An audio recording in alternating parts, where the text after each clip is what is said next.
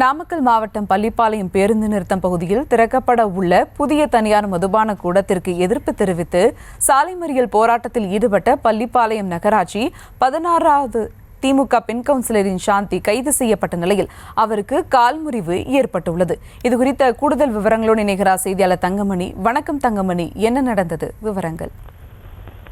வணக்கம். நாமக்கல் மாவட்டம் பள்ளிப்பாளையம் பேருந்து நிறுத்தம் பகுதியில் தனியார் ஏசி மதுபான கூடம் இன்னும் 2-3 நாட்களில் திறப்பு விழா நடைபெற உள்ள நிலையில் இதற்கு எதிர்ப்பு தெரிவித்து கண்டிப்புதூர் மற்றும் பள்ளிப்பாளையம் ஊர் பொதுமக்கள் சுமார் 500க்கும் மேற்பட்டோர் இன்று காலை பள்ளிப்பாளையம் 4 வழி சாலை சந்திப்பில் மிகப்பெரிய சாலை மறியல் போராட்டத்தில் ஈடுபட்டனர்.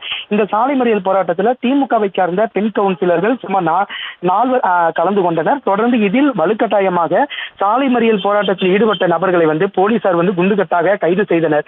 தொடர்ந்து இதில் பாத்தீங்கன்னா ஏசி மதுபான கூடத்திற்கு முன்பு மறியல் போராட்டத்தில் ஈடுபட்ட பள்ளிப்பாளையம் நகராட்சி 16வது வார்டு நகர்மன்ற உறுப்பினர் சாந்தி என்பவரும் அந்த போராட்டத்தில் கலந்து கொண்டார்.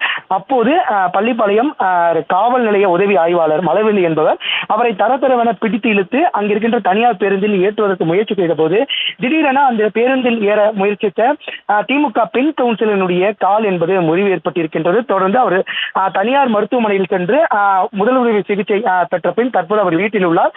தொடர்ந்து திமுக பெண் கவுன்சிலர் சாலை மறியல் போராட்டத்தில் ஈடுபட்ட பொழுது குண்டுக்கட்டாக அவரை தரதரவென இழுத்த காட்சிகளும் தற்போது சமூக வலைதளங்களில் வைரலாகி வருகிறது. தொடர்ந்து மக்களுக்கு ஆதரவாக திமுகவினரே அந்த போராட்டத்தில் கலந்து கொண்டாலும் திமுகவினுடைய பெண் கவுன்சிலர்கள் 4 நபர்கள் அதில் கலந்து கொண்டனர். அப்பொழுதுதான் 16வது வார்டு நகர்மன்ற உறுப்பினர் சாந்தி என்பவருக்கு தற்போது கால் முறிவு என்பது ஏற்பட்டிருக்கின்றது. சுமார் 30க்கும் மேற்பட்டோர் கைது செய்யப்பட்டு அருகில் இருக்கின்ற தனியார் திருமண மண்டபத்தில் அடக்கி வைக்கப்பட்டுள்ளனர். சுபா, விவரங்களுக்கு நன்றி தங்கமணி.